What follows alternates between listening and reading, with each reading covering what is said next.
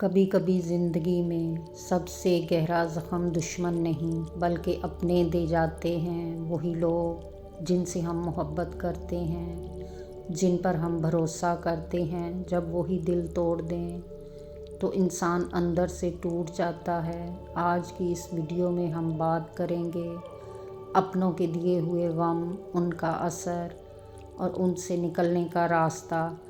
ایسی باتیں جو آپ کے دل کو سکون دیں اور آپ کو دوبارہ جینے کا حوصلہ دیں۔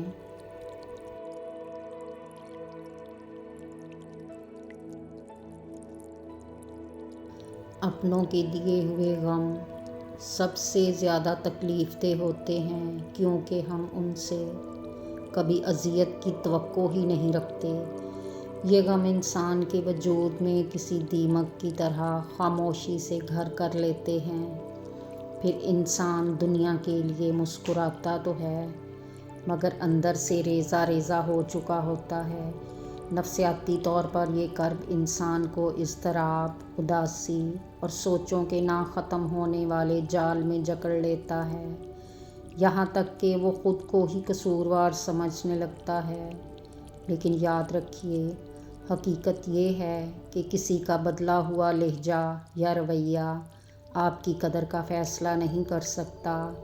آپ کی وسعت اور آپ کی اہمیت کسی دوسرے کے ظرف کی محتاج نہیں ہے۔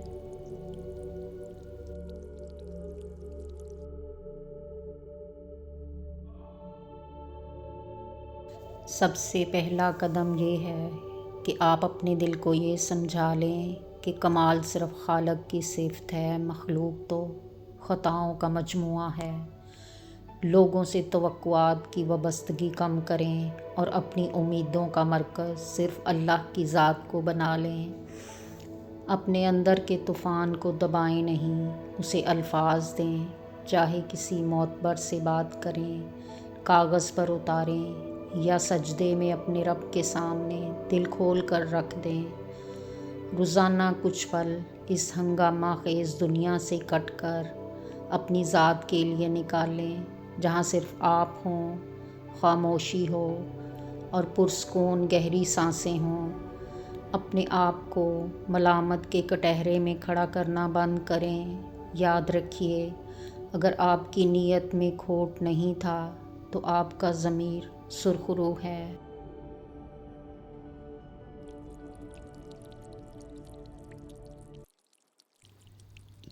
یاد رکھیے کہ دکھ کی یہ گھڑی مستقل نہیں ہے۔ قرآن پاک ہمیں زندگی کا سب سے بڑا سہارا دیتا ہے کہ ان اللہ مع الصابرین، یعنی بے شک اللہ صبر کرنے والوں کے ساتھ ہے، اور جس کے ساتھ کائنات کا مالک ہو وہ کبھی تنہا نہیں ہوتا۔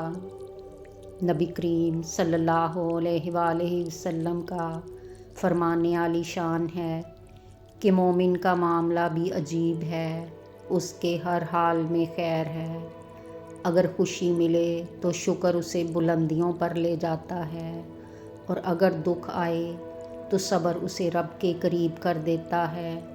بس اپنی نیت کی سچائی پر بھروسہ رکھیں اور زندگی کو ایک نئے عزم کے ساتھ جینا شروع کریں، کیونکہ آپ کی قدر آپ کے رب کی نظر میں بہت زیادہ ہے۔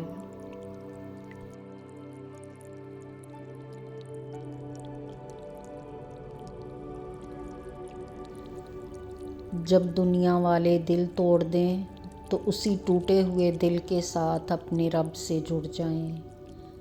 تہجد کی خاموشی میں گرا ایک آنسو عرش پر قبول ہو کر دل کے بوجھ ہلکے کر دیتا ہے۔ ذکر الہی اور تلاوت قرآن وہ مرہم ہیں جو روح کے گہرے زخموں کو بھر دیتے ہیں۔ یاد رکھیے، یہ دکھ آپ کو کمزور نہیں بلکہ کندن کی طرح نکھارنے آئے ہیں۔ آپ کا صبر کبھی رائے گا نہیں جائے گا، کیونکہ اللہ بکھرے وجود کو سمیٹنا جانتا ہے۔ ایک دن یہی درد آپ کی طاقت بنے گا اور آپ مسکرا کر کہیں گے، میں نے خود کو سنبھال لیا، میں نے جینا سیکھ لیا۔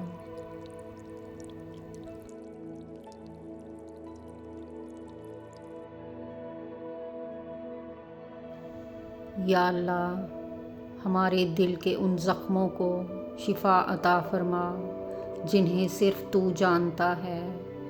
جو دکھ اپنوں کی طرف سے ملے انہیں ہمارے لیے ہدایت کی روشنی اور روح کی طاقت بنا دے۔